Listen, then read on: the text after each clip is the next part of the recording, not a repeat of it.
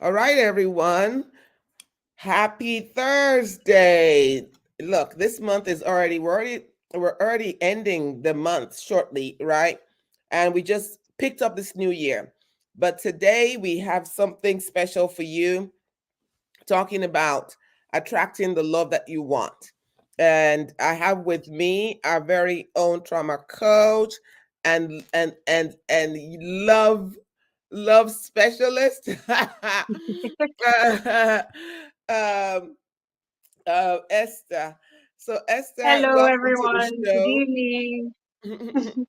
Yeah, Esther, you guys did you went around Lagos and you actually did interviewing people about what they think about love. How how, Yes, how was that experience? it was interesting to hear different people's opinion about what love is to them. Um, Meeting different people talk about the same word, but it having different meanings was interesting. Some people say, "Oh, love means this to me." Some say, "Love means that to me." That was very, very interesting to see, knowing that it's really not a one size fits all for everyone. It's what works for you. Yeah, that was really interesting for me. Absolutely. And you guys did a great job. Different people in different places having an understanding of what love is and what love means to them. This is a month of love, and this is a month in which I was born. And so February is very special to me. It's very special to me. Okay, so invite your friends, invite your frenemies, invite your family members. Let them come watch this, and we're going to be dropping nuggets here. And this is for people who are still trying to find the love of their life. These are people who want to find who wants to be, that person who is loving and who is kind, and who the person who wants to attract somebody to them. So let's yeah, Esther has some questions for me, and we'll jump start that right now. Let's go. Yes, yes, yes. So, based on our topic tonight, I'm sure people were curious to get answers to that. So I guess we should start from there. What does it mean to attract the kind of love that you want? What does that really mean? Ah, because I like to use the word attract the love of your life, as opposed to uh, what people say in terms of finding the love, searching for your love. That's too much. That's just too much work. It's so tedious. It shouldn't be that tedious to find the love of to find somebody to spend the rest of your life with. My philosophy is that there is no scarcity. It's trauma that puts us in scarcity. There are no shortages around here. There's no shortage of men, there's no shortage of women. We have more than enough. There's more than enough for all of us. I mean, some people are getting married like two, three, four, 5 times. All right. And some people are still there, not saying that they're still praying for and finding and searching for their love. And so I want to use the word attract.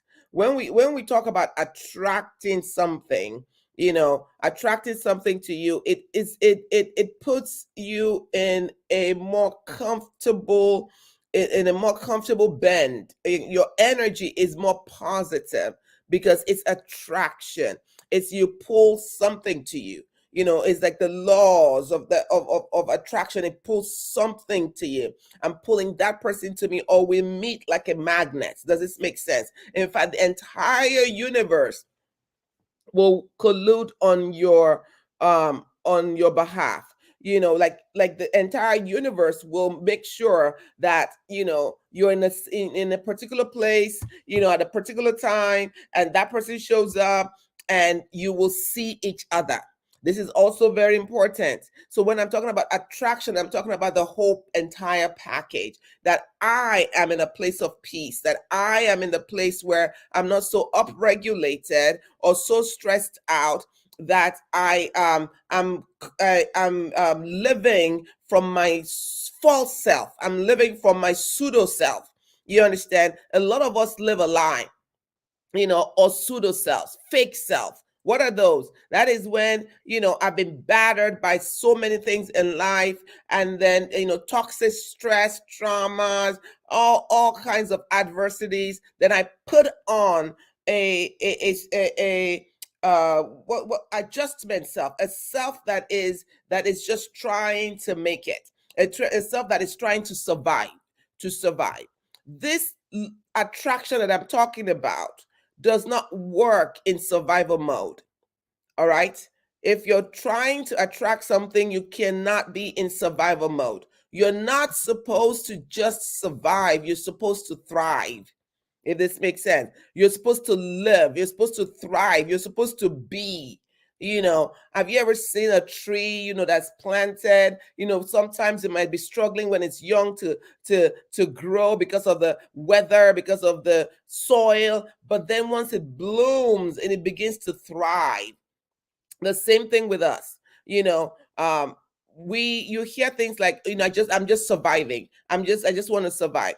But when you are just surviving, you are no longer a candidate for this principle of attracting something to you. That happens in an integrated brain, in a brain that doesn't have a nervous system that is hijacked, or the brain that is hijacked by all your stressors and stuff. So what I'm saying to you is, we want to get rid of all this. I'm finding the man, and, it's almost like a wrestle. I'm finding the woman. No, stop it. What is yours will come to you, as long as you take care of you, as long as you take care of yourself. Does this make sense? All Yes, right. ma'am. So that is what I mean when I'm talking about attracting or attraction. Is this ability to pull something to myself, is ability to, draw something to me, connect with Thank something you. or someone. All right. Yes, ma'am. That sentence was very, or statement was very profound. What is yours will come to you as long as you take care of you. Ah, wow. Absolutely. So how do we take care of us? Maybe that's another thing to look into. Yeah, this is one of the things I love to talk about. Thanks for asking that question. You know, Let me just explain before I respond to that. Let me just explain that my whole philosophy of this. I have a model called the perfect fit model, and we're not talking about two people who are perfect. We're just saying two people who fit each other. Right? So on a scale of 1 to 10, we want to optimally marry the 10, but you might get a 7 or an 8 or a 9. What you don't want is a 1 or a 2 or a 3, because you're going to struggle too much. Does this make sense? Now, listen, enough of acting as if there are not enough people, there are not enough men, there are not enough women. The focus is on you. All right. So how do I attract the person that's mine? And this is not just for romantic relationships. This is not just about uh the person that you're going to spend your life with. This is not just that. This is about attracting resources, attracting people to you. You understand? That you become a magnet. We want to teach you how to become a magnet. Like, you're resonating in a place where there's favor, and then people just love you. How do you get to that point? All right. Let me tell you, like I said before, the things that people do, and they think that they're trying to find the right man and to find the right woman. They do these things, but it literally turns off the person or the people you're trying to attract. All right. When you're very needy, constantly needy, you need somebody to fulfill you, you need somebody to add to you, you need somebody to do this, when you're constantly needy. All right. And it's almost like a bottomless pit. Like you just keep pouring water and water, but nothing holds because it's bottomless. Needy people will get will actually dispel or chase people away. Nobody really wants that, right? Or this person who has taken on the persona of I can do bad by myself. I don't need anybody. I don't need you. I can do all this. So if you're coming, you better bring your stuff to add to my stuff. That's all I'm doing. So when you are too independent, all right, when you're too independent, that means you actually send out this vibe into the universe that you don't need anybody. All right, when you are needy, you're too independent, overly independent, and I've explained what that means, because we are interdependent beings. That is just an interdependent and interconnected. So the person who is isolating and saying, it's just me, myself, and I don't, that person is overly independent and is usually trauma based. All right. When you are, when you're broken and you never healed, all right, from your brokenness, that's a turnoff. So neediness, overly independent, broken, and don't know it. I like to say broken but don't know it. Like you're broken but you don't know you're broken. You understand? Yeah, yeah. You've never connected the dots, because a lot of cultures, you just see things like, oh, I'm disciplining the child, I'm doing this to the child. A lot of people are broken. They've gone through so much, but they've never paused to identify them. So if you're broken, and if you're needy, overly independent, if you're broken, and if you don't know how, you don't have the skills, you don't have the tools to actually engage in community or engage in a relationship. We'll just stop at those four right now in terms of the side of what doesn't work. What doesn't work, let's stop there. What doesn't work, right? And then you go to the side of what works. What are we looking for? you know we want someone who is authentic. Authentic doesn't mean rude. Authentic doesn't mean like, you don't have any sense. Authentic means that you are coming from the best of yourself. mm, Authenticity is very attractive when you have your own sense of who you are. You're working on yourself. You attract people to you.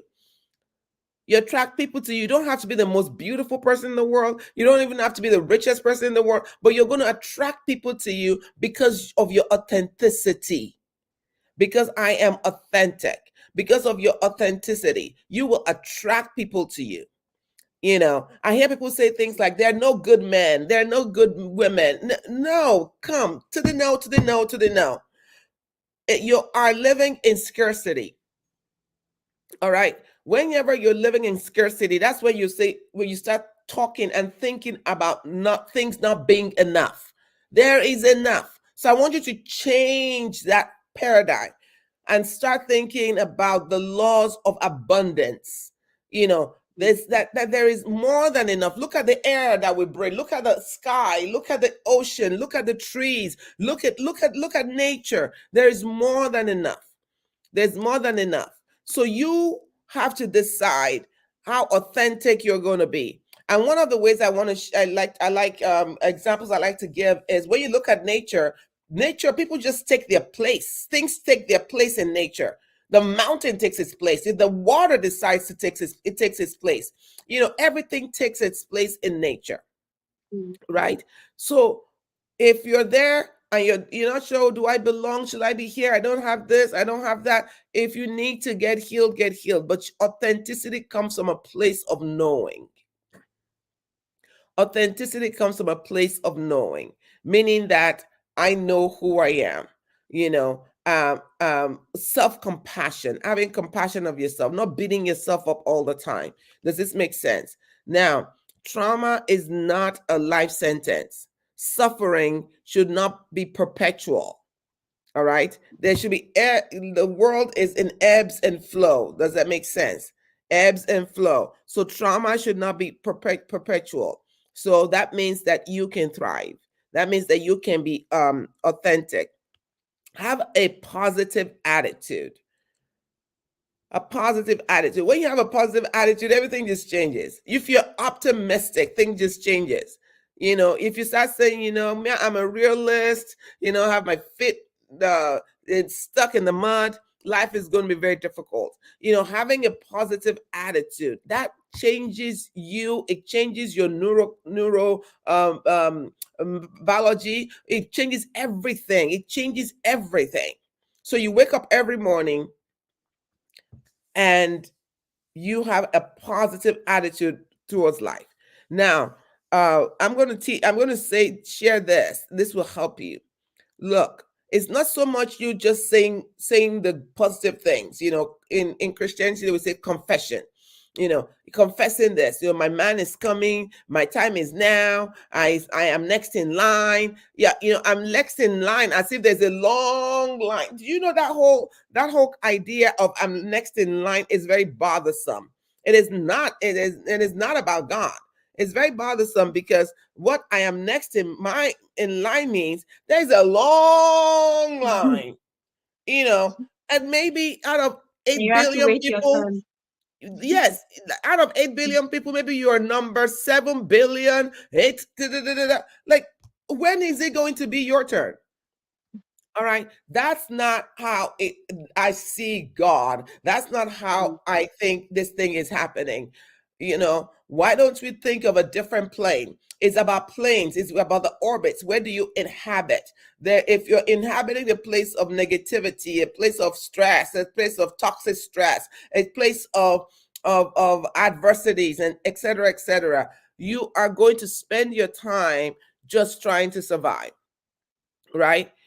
So, what I'm saying is, how do I change that? How do I get to a place where I resonate on the frequency of attraction, on the frequency of magnetism, a place where I can pull to myself what is already there? My spiritual mom, God rest her soul, she used to say anything. If I say, "Oh ma, I'm praying for this, I want this to happen," she was like, "It's in your belly, daughter. It's in your belly, daughter. It's already there. It's already there. It's already there. It's already there." There is nothing that is now just being created for you. It's already there. You are the creator. You are the one who is going to manufacture this because God has put it in you. It's put it in you for you to be able to create the life that's for you. And so you go into meditation. Yeah, you go into a place of meditation, and I can teach this in another time. You go into a place of meditation using the imagination that God has given you, using your emotions until you feel, and don't get out of that place until you feel married, you feel like you're with somebody, you can see it, you can feel it, you can sense it. Yeah, I mean, so that when it happens, it's almost like deja vu because you've already seen it. You understand? And it would pull people to you. It draws people to you. You understand me? Your attitude is not just what you say. It's not just how you think, but it's also how you feel. I hope I'm making sense. I mean, I could go on if you wanted to, but let me pause if you have something to say. Yeah, maybe you can go on a little more if you want to. But Okay. the thought on my mind now listening to you is, some of the things that we talked about with the people we met on the streets. But okay, what does um if you were to define love, what would you define it as? And people were saying, oh, peace of mind, compassion, kindness, and all those things that people attach to love, define it. So now, but what I'm hearing you say is, or maybe I should ask, is that what I'm hearing you say, that you wouldn't need to define it? You will just know that it is love. Love is you. You are love. When you become love, you begin to see love around you and you begin to attract love to you. The work is in becoming who you are already. The work is in becoming the person, is the thing that you want in your life. What is love? You are love. You are love. It's in you. It's in your DNA. You were created by love. You were birthed into love. And I'm not talking about your biological parents. You are love. If you are you were designed by love. The very essence of you is love. There's a story of a little girl. She was about 4 years old, and her mom just had a new baby. And so the mom will see her going into the baby's room, and one time she's and talking to the baby. So this day she was listening to the baby. She was eavesdropping on that conversation. And the little girl said, "Hey, remind me what heaven feels like, because I'm starting to forget." That's exactly what I'm saying. We were all birthed into this space of abundance and love and peace and joy and all the good stuff. But the sufferings and the adversities and the complications of this world make us forget. There is a core of you that is never broken. Never forget it. There's an essence. There's a thing inside you. There's a center inside of you that is never broken. It is filled with love. It is made by love, and that is what we need to get to. Once I am love, I will attract love to me. Do you understand? A lot of the times is we don't recognize it because we're not it. You need to become it. You need to become it. You need to love yourself. You need to love your God. You need to see to the eyes of love. That's compassion. You need to give grace. Those are the things that make you authentic anyway. So all the things that people describe as love, they're just characteristics of it. Love is patient. Love is kind. It doesn't keep account of wrong. But what is love itself? Love is a person. It's an energy. Love is you. Meditate on that for entire year, and you're going to see that your life is going to change. You are love. And next thing you know, we're planning a wedding. Yeah, That's does that make really, sense? really, really, yes, it's really, really deep and something worth thinking about. So, talking to all those out there now, listening or watching, right? Love is not something you're searching for. It's inside of you. Become it, reach for it, and then you'll find every other thing you're looking for outside. Yeah, that's Absolutely. really, really, really deep. Thank you for sharing that with us. So, Absolutely. one more question though. So, Okay. if I know that I am love and I am trying to become love, but then I have all this kind of people who are not the definition of me, you know, coming around me. How do you respond to things you don't want to attract? I don't know if you understand my question. Okay, all right. That if you're attracting all kinds of things, like you put your net in and you have all kinds of fish coming in there, all right, it's because you're either double-minded, or your mind is not settled, and what we call the single eye or the focused eye. There's a principle of the focused eye. If your eye be focused, if your eye is focused, things don't happen the way you just explained them. If you're fearing yourself that you're finding all kinds of, people that are maybe level 2 and level 3 and level 4 and level 7, no, there's something going on. It means that you are not settled inside of you, of who you are. So the work is not an external work.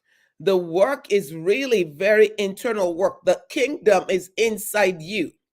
You understand? And so what I need to do is, if I am attracting all of this level, because I'd like to quantify it, and I'm not talking about levels in terms of wealth or status or anything. No, I'm talking levels in terms of well-being, in terms of who you are, right? And if I'm attracting levels like 3 and 4s, and maybe one time I'll do a 6, it has nothing to do with the people you're attracting. It has to do with, my eye is not focused yet. I'm not in a place where I'm settled yet. So I need to get settled in who I am. My love handles, my love, not the fat love handles, but my love handles on the inside of me, you Mm, know, are still not, are still shaky. Why? I need to have them grounded. I need to make sure that they're balanced. And so I will go back into meditation. I will go back into my using my imagination. Your imagination is what God has given you to create, to be a co-creator. All right. I will go back there, do the work that I need to do until I have seen it, I have touched it, I have tasted it, and I have felt it. I have to feel it. Immediately you start resonating there. The caliber of men, for example, because I know that, we're talking to Esther, and you're single, so let's talk about you. The caliber of man that you attract will begin to change. You understand? So it is never the work. That's why I kept saying that all this fighting to find your man and pressing, and then it's just a lot of, it's just shows struggle for mm, something that should not be so. The wrestle or the struggle should be into you getting into rest. So if you're listening to us out there, the work, the fight of faith is that you enter into rest, right? But sometimes you got to wrestle your way into that. So you're fighting your mind and everything that tries to stop you until I can grasp something and hold on to that love that is already on the inside of me. mm. Huh? Deep, huh? So this is where we're going to say, look, we can help you with this. We at Jars Therapeutics, at Jars Institute, we can help you with this. So contact us.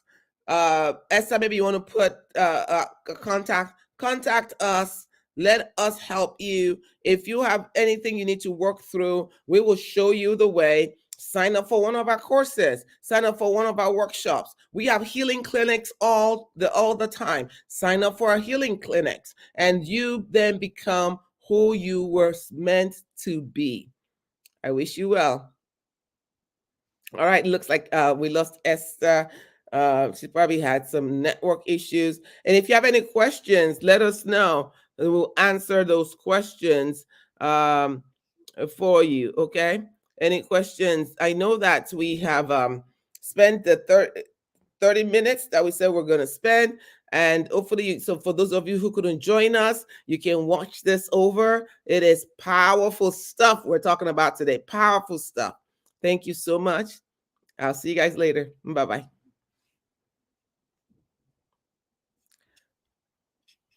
Uh-oh, Esther came back. Let me add her to the stage because I already signed up. Esther, I already signed off. I already said goodbye. So Oh, I can't hear you now. Can you hear me? I can hear you. Oh, I can wow. hear you. I It's can't hear you. okay. But It's okay. since you We're can, done. oh, ma'am, I can't hear you. Maybe I have to leave and come back again. No, we're done. We're done. It's okay. Thank you. Oh, we're See you guys ending. later. Yes. Oh, I Yes. was going to ask you one more question though. So you can hear me now? I still can't hear you, but let me see if you can get my question and respond to it, and maybe you can end. So Okay. the question is, lately, there's been a lot of talk about the dating pool being very height right now, and I hear a lot of people saying to people, "Oh, lower your standard. Your standards are too high, and if you keep this standard, you will not find the right person." What do you have to say to such people who have been hearing that a lot? Okay, lower your standard. I don't understand about lowering. I don't know what that means. Lowering your standard. Lowering your standard. That's if your measure of a spouse or the person you're looking for is material. Of very okay. I want somebody who is tall, dark, and handsome. I want somebody who's already making like $1 million. I want somebody who has this and all of that. If those are your standards, then you're not the person we're talking to. I want people who want the love of their lives. I'm talking to people who are willing to do the work on themselves so that they can attract the person who is for them. Those are the people where we're talking to. If you are on the level of you have to do this, you have to do that, you have to, the person has to walk to the left and jump to the right, you're not ready. And if you get married, you will soon mess it up anyway. So that's not the people we're talking about. There is no small I pool. still can't hear you, but you can go ahead, ma'am. The pool is large enough for you. So forget all this stuff about, the pool is small and you can lower yourself. No, that's not going to work. I'm going to end it here. That is going to be a part two of the next time that we come back. And I wish you guys well. Bye. Bye, Esther. Thank you for sharing the space with me today.